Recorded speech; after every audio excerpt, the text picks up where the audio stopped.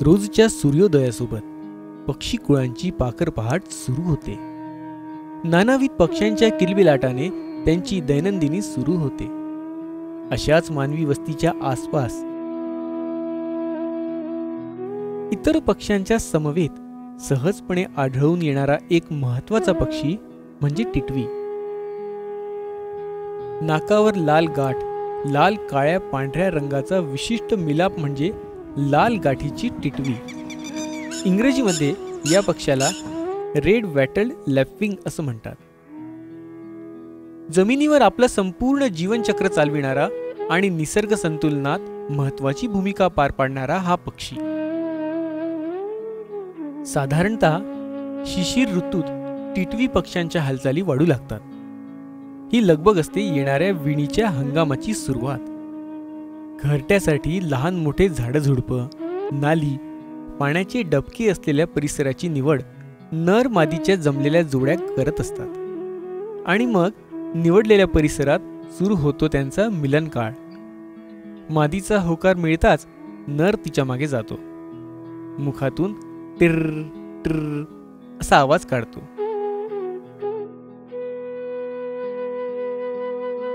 मादी 2 पाय वाकवून मागचा भाग जमिनीकडे झुकवते आणि त्यानंतर नर मादीवर चढतो आणि पंख फडफडून त्यांचं मिलन होते.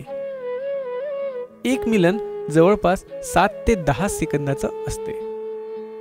या काळात दिवसभर टिटवी नर मादीचे वेळोवेळी मिलन होत असते. मिलनासोबत सुरू होणारा दुसरा महत्वाचा टप्पा म्हणजे जमिनीवरील घरटं. दोघेही जमिनीवर पायाने माती मागे ढकलून त्यावर पोट घासून आंजोळी एवढा खड्डा तयार करतात. त्यात आजूबाजूचे मातीचे कणखर दगड चोचीने धरून टाकतात.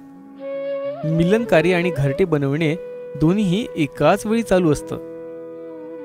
दोघेही मिळून अशी 4-5 घरटी आसपास तयार करतात. त्यांचं संरक्षणही करतात. मात्र अंडे देण्यासाठी त्यातील एका घरट्याचा उपयोग करतात. जवळपास 30 ते 40 दिवसांच्या मिलनानंतर टिटवी मादी घरट्यात अंडे देते. वातावरण, अन्नाची उपलब्धता आणि सुरक्षितता याचा अंदाज घेऊन टिटवी मादी घरट्यात 2 ते 4 अंडी घालते. पांढऱ्या भुरकट रंगाच्या अंड्यावर इवले इवले काळे ठिपके देखील असतात. जमिनीच्या वातावरणात मिसळतील अशाच या अंड्याची रंगसंगती असते. कारण जमिनीवरील घरटे असल्याने त्यांना असंख्य शत्रू असतात. त्यापासून बचाव व्हावा म्हणून निसर्गानंच कदाचित ही व्यवस्था केली असावी. दिवस रात्र तहानभूक विसरून नर मादी दोघेही मिळून आळीपाळीने अंड्यावर बसून त्यावर आपले पोट घासतात. दोघेही अंडे उबवण्याचे कार्य करतात. या काळात जमिनीवरील आणि आकाशातील शत्रूंपासून अंड्यांचे रक्षण व्हावे म्हणून दोघेही डोळ्यात तेल घालून पहारा देतात. मांजर, कुत्रा, साप आणि शिकऱ्यासारख्या शिकारी पक्ष्यांपासून संरक्षण व्हावे म्हणून ते जीव तोडून प्रयत्न करतात. मे महिन्याच्या प्रचंड उन्हात टिटवी एकसारखी अंड्यावर बसलेली असताना ज्यावेळी घरट्यातील उष्णतामान जास्त वाढलेले असते त्यावेळी मादी मध्ये मध्ये नालीतील पाण्यावर पोट घासून परत अंड्यावर येऊन बसते. 1 महिन्यानंतर अंड्यातून पिल्लू बाहेर पडते. पिल्लाच्या जन्मानंतर काही क्षणातच ते आईच्या मागे तुरुतुरु चालून जमिनीवरील गवताचं बी, किडे इत्यादी टिपत असते.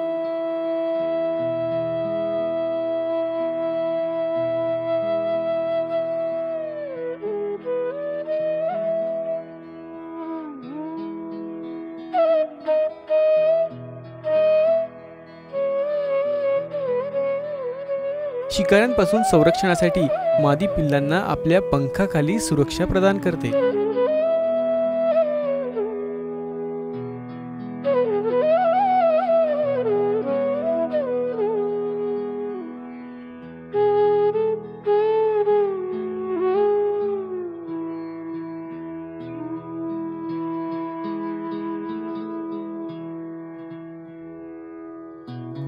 सांडपाण्याच्या वाहत्या नालीत उतरून मिळेल तेवढं अन्न खाण्याचा पिल्लांचा सपाटा सुरू होतो. अत्यंत महत्त्वपूर्ण बाब म्हणजे टिटवी नर मादी कधीही आपल्या पिल्लांना अन्न भरवित नाही. या काळात आई त्याच्या जवळ असते, तर काही अंतरावर बसून नर सतत येणाऱ्या संकटाकडे लक्ष देत असतो. परत अन्न शोधण्याच्या कामात ते गर्क होतात. पिल्लं मायबापाच्या आसपास राहण्याचा प्रयत्न करताना आपल्याला दिसत आहे. एका महिन्यानंतर पिल्लू सुरक्षेचे बरेचसे नियम अंगीकारून आपले कार्य करताना दिसतात. मध्ये मध्ये चोचीने पंख साफ करणे, हळूहळू पंखाची उघडझाप करणे सुरू होते. या काळात ते लहान मोठी उड्डाणंही भरतात. टिटवीचे पिल्लू रात्रीही आई वडिलांच्या सुरक्षिततेत आपलं भक्ष्य मिळवत असतात. त्यामुळे रात्रीच्या चंद्रप्रकाशात त्यांचे नानाविध आवाज देखील आपल्याला ऐकू येतात.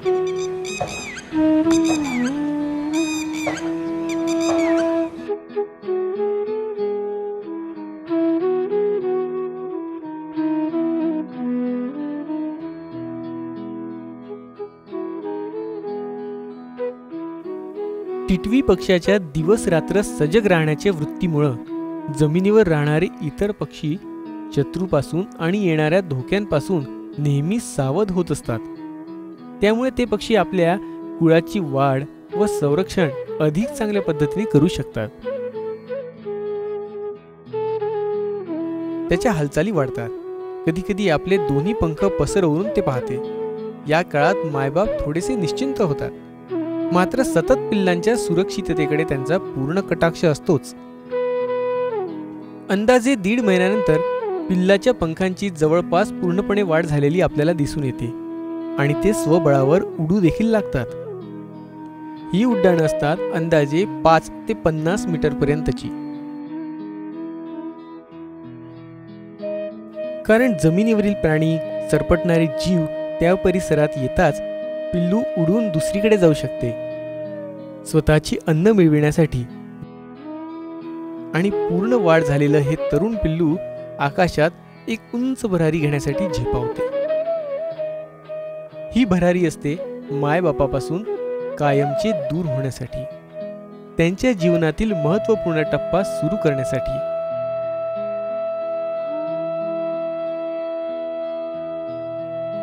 तोपर्यंत नभात कृष्ण मेघांची धावपळ सुरू होते आणि मान्सूनचा पाऊसही सुरू होतो.